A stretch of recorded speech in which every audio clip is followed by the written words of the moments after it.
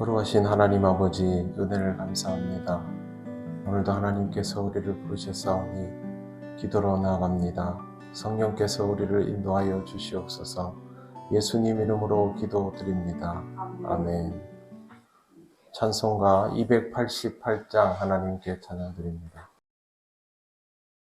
예수를 나의 구주 삼고 성령과 피로써 거듭나니 이 세상에서 내 영혼이 하늘의 영광 누리도다. 이것이 나의 간증이요 이것이 나의 찬송일세.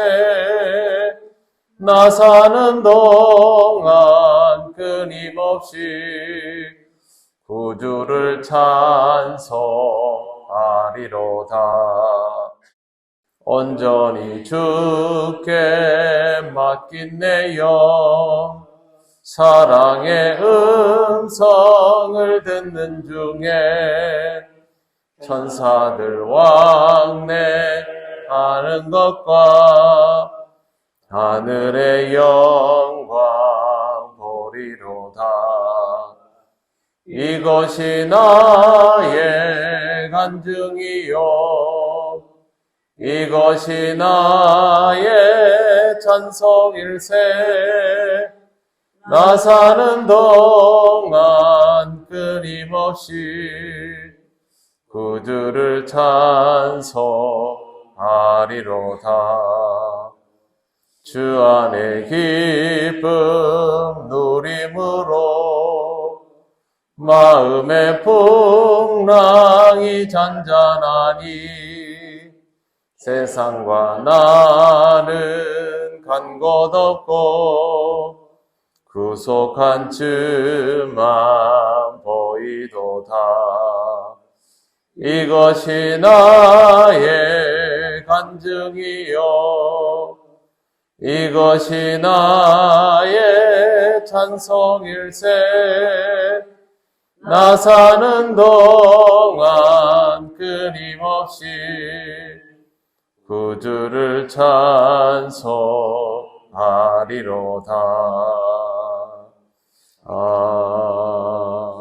아멘.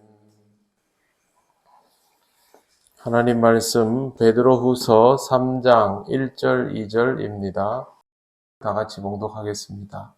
사랑하는 자들아, 내가 이제 이 둘째 편지를 너희에게 쓰노니 이 두 편지로 너희의 진실한 마음을 일깨워 생각나게 하여 곧 거룩한 선지자들이 예언한 말씀과 주 되신 구주께서 너희의 사도들로 말미암아 명하신 것을 기억하게 하려 하노라. 아멘. 초대교회는 신앙적인 열정이 있지만 아직은 모든 것들이 자리 잡아져 있지 않은 상태였습니다. 그러다 보니 거짓 선지자, 거짓 교사들이 난무하였고 성도들은 그냥 신앙생활을 열심히만 하면 되는 그런 시스템이 갖추어진 상태가 아니라 외부로부터 다가오는 이런 유혹에도 맞설 수 있어야 했습니다. 사람들이 대부분 신앙의 연조가 길지 않았던 탓에 이런 외부로부터 다가오는 미혹은 결코 상대하기 쉬운 것이 아니었고 베드로는 이를 우려해서 성도들이 중심을 잡고 이런 어려움들을 이겨낼 수 있도록 권면의 편지를 썼던 것입니다. 오늘 말씀에 보시면 사랑하는 자들아 내가 이제 이 둘째 편지를 쓰노니 이 두 편지로 너의 진실한 마음을 일깨워 생각나게 하여 라고 되어 있습니다. 둘째 편지라고 하니까 첫 번째 편지가 존재한 것으로 보이는데 학자들은 여기에 대해서 의견이 좀 나뉩니다. 왜 그러냐 하면 베드로전서 그 다음에 이 편지를 두 번째 편지라고 부른다. 혹은 베드로전서는 독립적으로 존재하고 베드로후서를 둘로 나뉘어서 첫 번째, 두 번째를 따로 두었던 것으로 보인다. 그렇게 여러 가지 형태로 해석을 합니다. 베드로는 이렇게 말합니다. 너희의 진실한 마음을 일깨워 생각나게 하여 라는 표현을 사용합니다. 번역본은 이렇게 되어 있습니다. 너희의 순수한 마음을 각성시키고자 한다. 신앙이라는 것은 결국 우리 안에 있는 순전함이 각성될 때 처음 하나님을 만났을 때 그런 믿음이 회복되게 됩니다.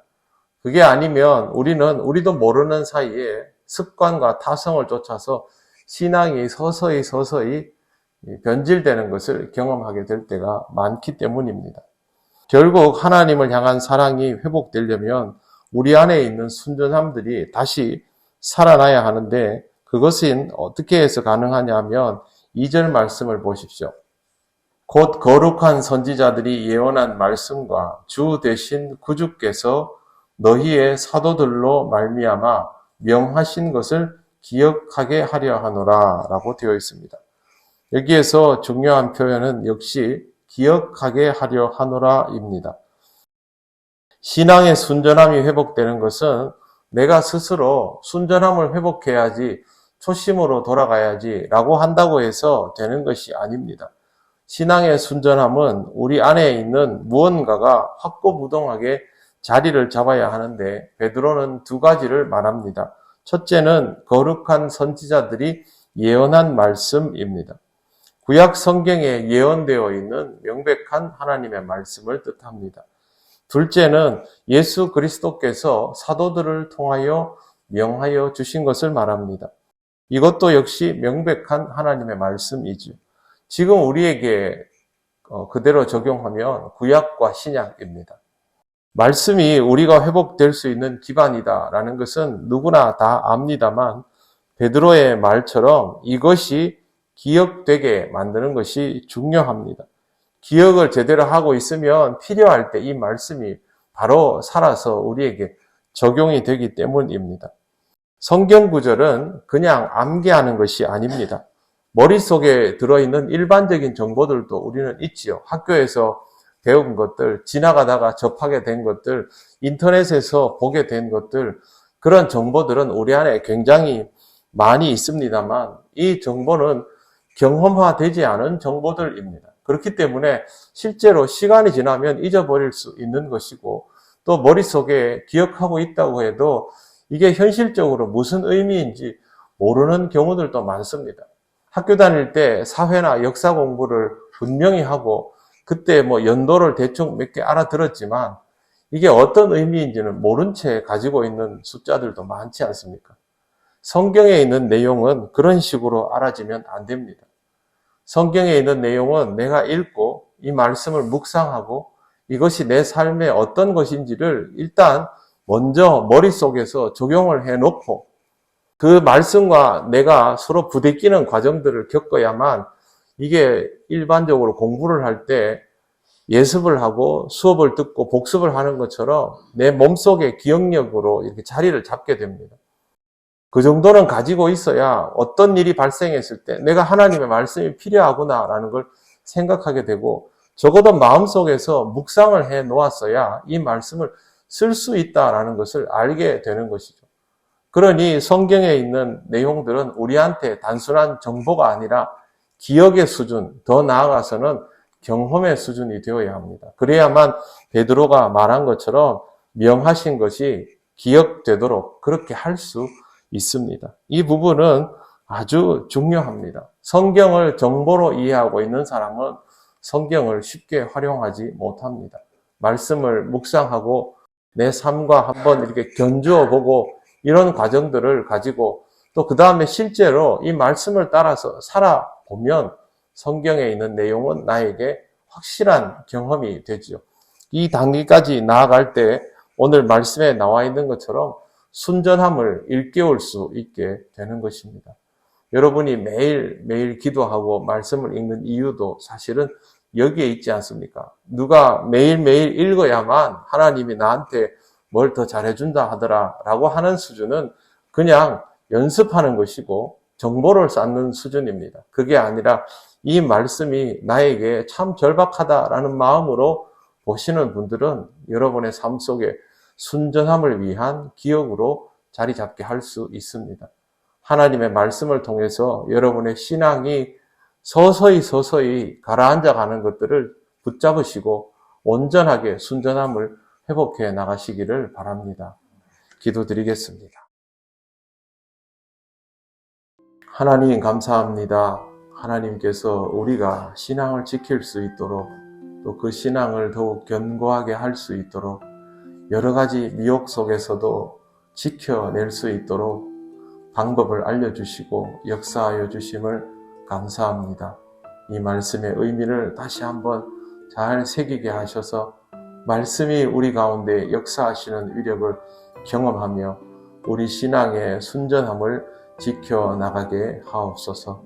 오늘 우리 통영교회 모든 성도들에게도 이와 같은 은혜가 있기를 간절히 원합니다.